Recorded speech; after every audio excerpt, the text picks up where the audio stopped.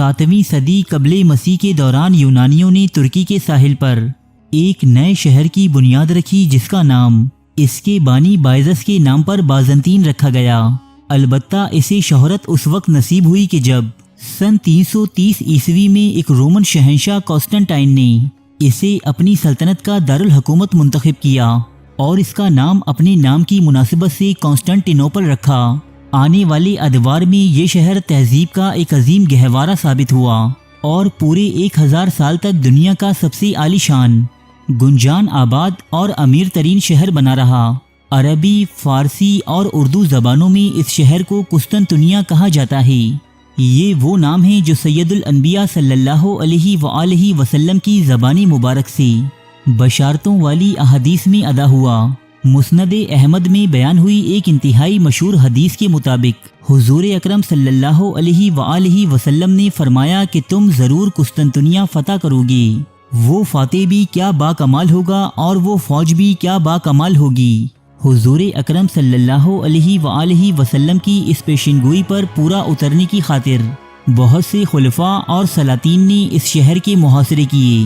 البتہ قسطنطنیہ کی بلند و بالا اور مضبوط فصیلوں کو منہدم کرنے میں کوئی بھی جنگجو کامیاب نہ ہو سکا سوائے ایک 21 سال کے نوجوان سلطان محمد ثانی کے۔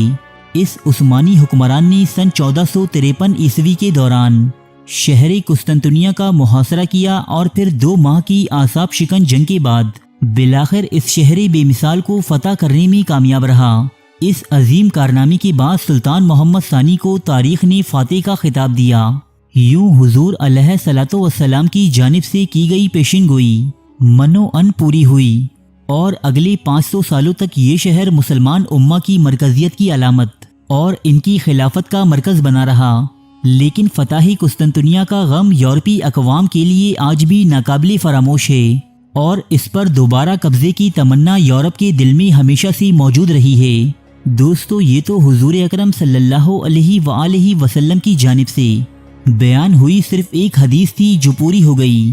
البتہ صحیح احادیث کی کتابوں میں بعض ایسی روایات بھی ملتی ہیں جو اس بات کی جانب اشارہ کرتی ہیں کہ یہ شہر ایک مرتبہ پھر کفار یا کسی ایسی قوت کے ہاتھوں میں چلا جائے گا جو مسلمانوں کے خلاف ہوں گے اور اہل حق ایک مرتبہ پھر اس شہر یعنی قسطنطنیہ کو فتح کریں گے۔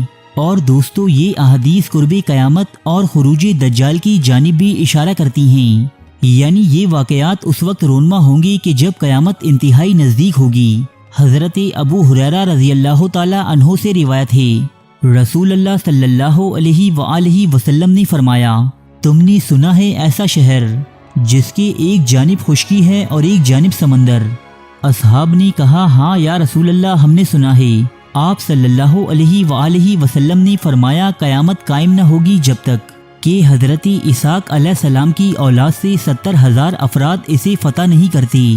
جب وہ اس شہر کے پاس آئیں گے تو اتر پڑیں گے، نہ وہ ہتھیار سے لڑیں گے اور نہ ہی تیر ماریں گے، وہ کہیں گے لا الہ الا اللہ واللہ اکبر، تو اس کی ایک طرف کی دیوار جو دریا میں ہے گر پڑے گی، پھر دوسری تکبیر کہیں گے تو دوسری گر پڑے گی، اور تیسری تکبیر میں یہ شہر ہر طرف سے کھل جائے گا، سو یہ اس شہر میں گھس پڑیں گے۔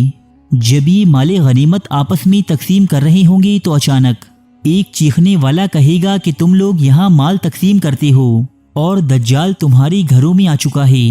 تب وہ ہر چیز کو چھوڑ دیں گے اور دجال کی جانب پلٹیں گے۔ صحیح مسلم حدیث نمبر 7333۔ صحیح مسلم کی اس حدیث میں بہت سی ایسی باتیں اور الفاظ ہیں جو آج تک علماء کرام اور محدثین کے لیے ایک معمہ بنے ہوئے ہیں، جیسے یہاں بنی اسرائیل یا بنی اسماعیل کی جگہ بنو اسحاق کا لفظ استعمال ہوا ہے۔ اہل یہود کے لیے عموماً بنی اسرائیل کا لفظ استعمال کیا جاتا ہے، نہ کہ بنی اسحاق کا۔ یہ لفظ اتنا نایاب ہے کہ اس روایت کے علاوہ کہیں اور استعمال نہیں ہوا۔ بعض مفسرین کے مطابق اہل روم حضرت اسحاق کے بیٹے عیساؤ کی اولاد سے تعلق رکھتے ہیں، شاید یہ حدیث انہی کی جانب اشارہ کرتی ہے، تو بعض ائمہ کرام انہیں مسلمان ہو جانے والے یہودی قرار دیتے ہیں۔ خیر حقیقت کا علم صرف اللہ کی ذات ہی بہتر جانتی ہے، جبکہ دوسری اہم بات اس حدیث میں یہ بیان ہوئی ہے کہ قسطنطنیہ کی یہ فتح کسی خون خرابے اور ہتھیار کے استعمال کے بغیر ہوگی۔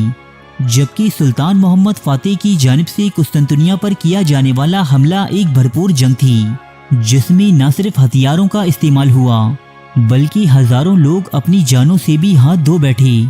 और इस हदीस में ये बात भी वाज़ेह हो जाती है कि कुस्तुनतुनिया की इस फतह के फौरन बाद ही दज्जाल का खुरूज हो जाएगा, यानी ये तमाम वाक़यात कुर्बे क़यामत के इंतहाई करीब रोनमा होंगी।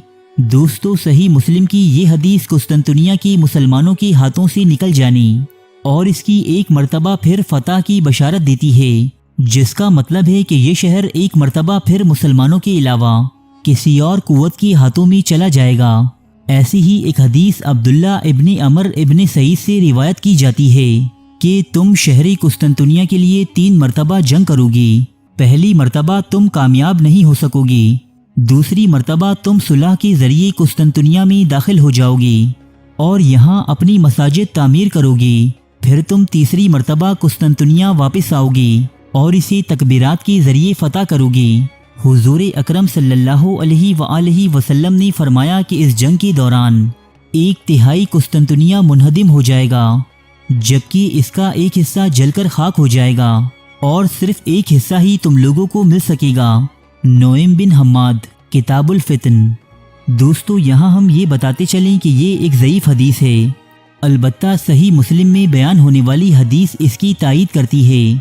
सन 1453 ईस्वी में सुल्तान मोहम्मद फातेह के हाथों होने वाली फतह कुस्तुनतुनिया तक यहाँ कोई मस्जिद मौजूद न थी और इस फतह के बाद ही यहाँ मसाजिद कायम हुई।